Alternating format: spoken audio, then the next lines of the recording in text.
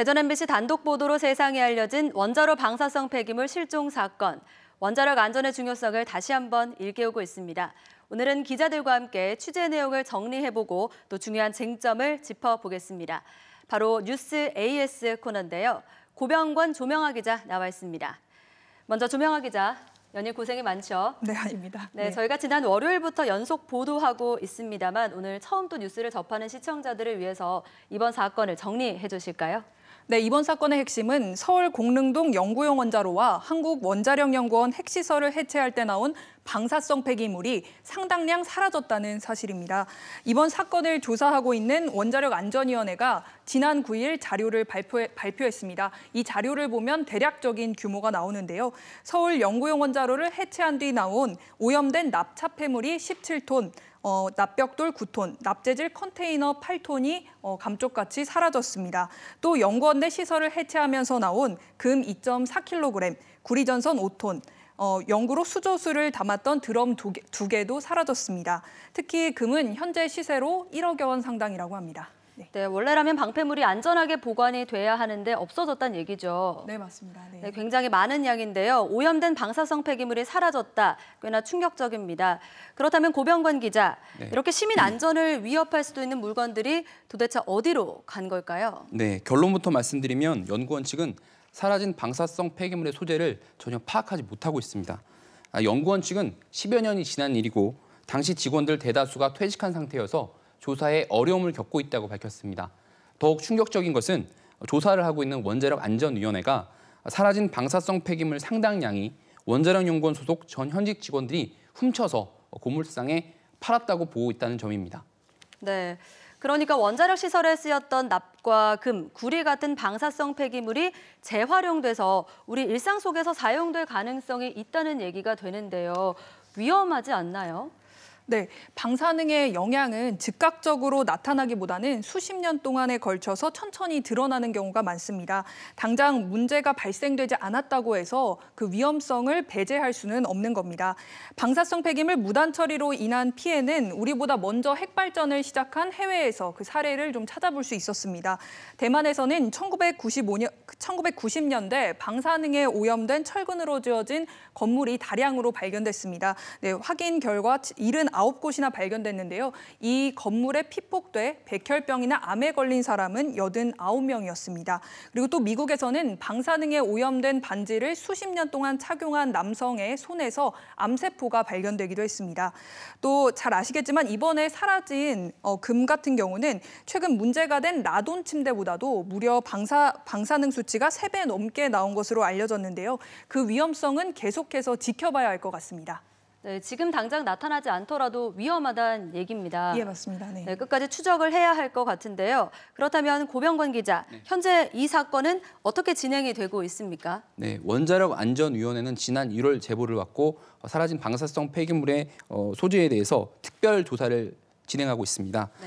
또 어제였죠. 유영민 과학기술정보통신부 장관이 대전 원자력연구원을 긴급 점검했습니다.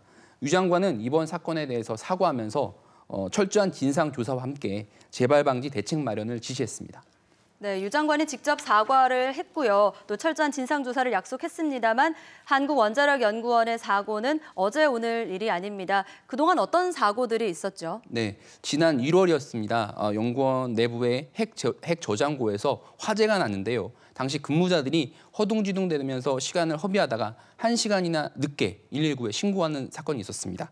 또 이런 사실을 닷새 동안이나 숨겼는데요. 이때도 역시 대전 MBC의 단독 보도로 연구원의 초동대처 미흡과 허위 보고 사실이 처음 드러났습니다. 또 2016년부터 2017년 사이에도 대형 사고가 터졌는데요.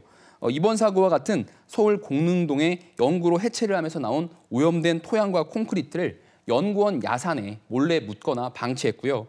또 세슘이나 코발트로 오염된 방패물 52톤을 2012년 11월부터 2015년 12월까지 그러니까 3년여에 걸쳐서 용융, 즉 녹인 것으로 밝혀졌습니다. 또 허가 전부터 우라늄 변환 시설을 해체하며 나온 폐기물 47톤을 녹였고요. 자체 처분 대상만 허가받아 놓고서는 우라늄 변환 시설 해체 시 나온 금속류의 중저준위 방패물 10톤을 녹였습니다. 또 허가 범위에 포함되지 않은 폐기물을 무단 소각했고 배기가스 측정 기록을 조작해서 제출하기까지 했습니다. 이렇게 안전법 위반한 사항이 무려 36건에 달하는데요. 이때 당시에도 대전 MBC가 단독 보도를 하면서 이런 충격적인 실태가 세상에 드러났습니다. 네, 어떻게 이런 일이 가능할까 싶은 일들이 많았습니다. 심지어 우라늄을 분실해서 국제적인 우려를 낳기도 했어요. 네, 10년도 더 된 일이지만 기억하시는 분들 아마 많을 겁니다. 2007년 5월에 있던 일인데요. 국제원자력기구 IAEA의 정기 4차를 앞두고 벌어진 일입니다. 농축 실험에 쓰였던 우라늄 2.7kg이 연구원에서 사라졌습니다. 당시 일반 폐기물로 잘못 분류해서 소각한 것으로 밝혀지면서 굉장히 충격을 주고 논란이 됐었는데요. 네, 사건 경위를 IAEA에 보고하면서 국제적인 망신을 당하기도 했습니다. 이뿐만이 아닙니다. 2011년에는 대전에 있는 하나로 원자로에서 방사선량이 기준치의 무려 수천 배 넘게 검출돼서 대전이 발칵 뒤집혔습니다.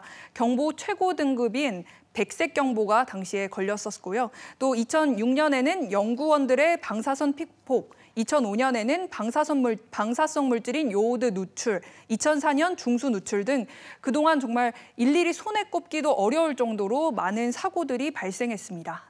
네, 사고가 많다 보니까 불신이 커질 수밖에 없습니다. 원자력을 다루는 중요한 연구시설이기 때문에 완벽하게 연구가 진행이 돼야 하는데요. 이렇게 사고가 끊이질 않는 이유는 도대체 뭘까요? 무엇보다 연구원 내부의 안전 불감증이 가장 큰 이유로 꼽힐 수 있겠습니다. 네. 보통 연구원은 사고가 발생하면 일부의 일탈 행위로 몰거나 아니면 실수로 해명하면서 넘어가는 경우가 많았는데요. 이런 사고가 반복된다면 이것은 사람 문제가 아니라 시스템의 문제라고 볼 수 있을 겁니다. 느슨한 견제와 감시도 문제입니다. 한국원자력안전기술원이나 원자력안전위원회가 그동안 제대로 된 견제와 감시를 했다면 이런 일은 발생하지 않았을 겁니다. 시민단체들은 그래서 이런 원자력 관련 기관들을 원자력 마피아라고까지 주장하기도 하는데요. 이런 원자력 마피아들을 제쳐놓고 청와대가 조사해야 된다는 얘기까지 나오고 있을 정도입니다.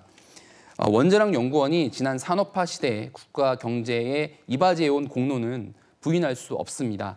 하지만 탈핵 시대로의 전환기인 요즘에 과거 같은 선민의식이나 안전 불감증에 빠져 있다면 안전 문제에 관해서 국민들의 눈높이에 맞출 수 없을 겁니다. 원자력과 관련된 그 기관들이 먼저 뼈를 깎는 노력으로 개혁 노력을 해야 되고요. 만약에 이것이 미흡하다면 정부가 나서서 정부 주도의 개혁도 필요할 것 같습니다. 네, 원자력연구원의 구멍난 안전관리, 말씀하신 것처럼 특단의 대책이 필요해 보입니다. 네, 두 분 오늘 고생하셨습니다.